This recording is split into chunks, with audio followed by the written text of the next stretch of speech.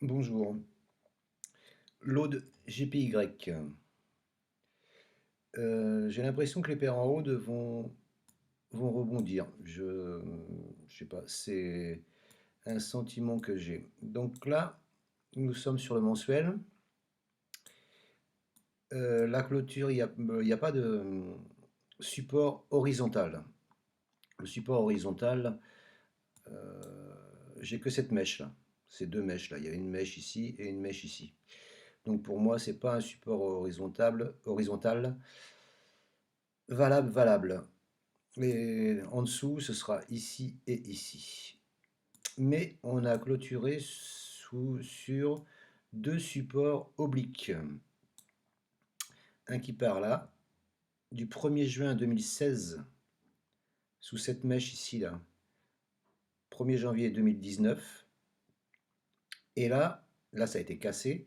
Et là, on est venu, on l'a percé et on a clôturé pile poil dessus. Vous voyez? Donc là, il y a ce support oblique, long terme. Il y en a un plus court terme, ici. Donc ça, c'est le pointillé rouge, c'est long terme.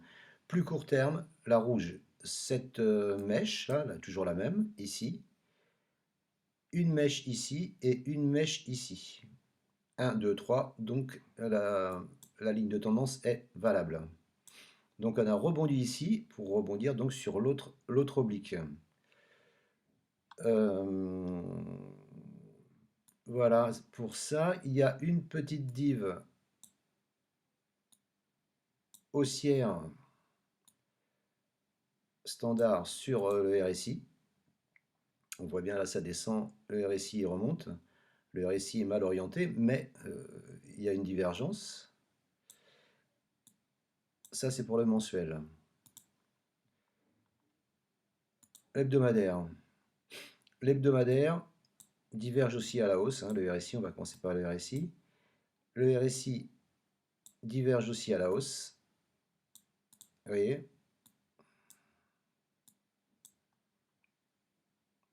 Là, ça descend. Le RSI, il remonte. Et en journalier aussi. On va faire les divergences, comme ça sera fait. En journalier, oui, mais c'est moins voyant. Il faut la prendre de plus loin. En journalier, il faut la prendre ici pour voir que ça diverge. Pardon. Ici, ici. Vous voyez, ça diverge à la hausse. Et les prix descendent. Bon, on va laisser le RSI pour l'instant. Ce que j'ai remarqué surtout, c'est une vague de Wolf.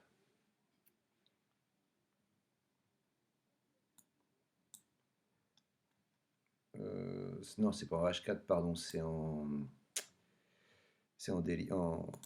weekly.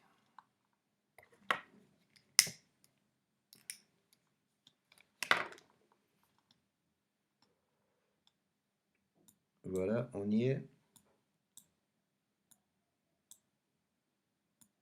Voilà. 1, 2, 3, 4, 5. La 4 est bien entre la 1 et la 2. Je rejoins la 1 et la 4. L'objectif théorique est la ligne pointillée noire, là, ici. Par sécurité, moi généralement, quand je prends une vague de Wolf, je vise la vague 4. Parce que généralement, c'est atteint. Euh, L'objectif théorique aussi, mais voilà, c'est plus. Pour moi, c'est plus sûr de viser la 4. Donc, il me faudra lundi ou mardi une impulsion là haussière pour entrer et viser donc le haut de cette oblique baissière là. Voilà, qui part de là. De janvier 2018 avec une touche ici, décembre 2018 ici, ah non, ici ça n'a pas touché et ici non plus ça n'a pas touché. Donc voilà, cette vague de Wolf, si elle part, si elle veut bien payer, voilà. Ça peut, je disais qu'il n'y a pas de support horizontal, ben non, support horizontal, il n'y a pas. En horizontal, il n'y a pas. Donc voilà. Il n'y a que deux supports obliques pour moi qui sont valables. Le pointillé là, à long terme, et celle-là, la rouge continue, long terme. Donc il faut que ça rebondisse ici lundi ou mardi pour pouvoir viser ça. Si ça part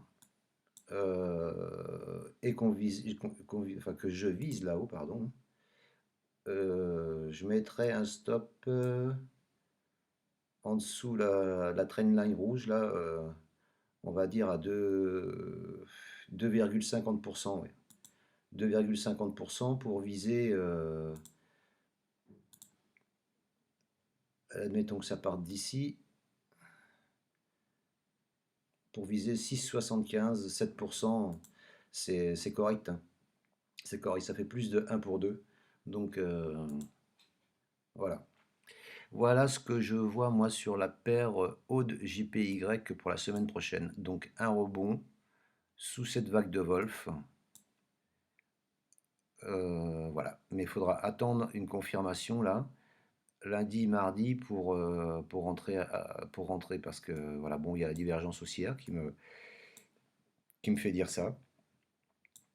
Donc cette divergence haussière, la vague de Wolf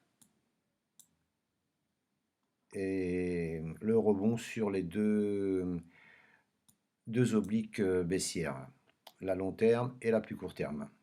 Voilà ce que je pouvais vous dire sur la paire OGPY. Je vous remercie de m'avoir écouté. Bonne fin de journée. Au revoir.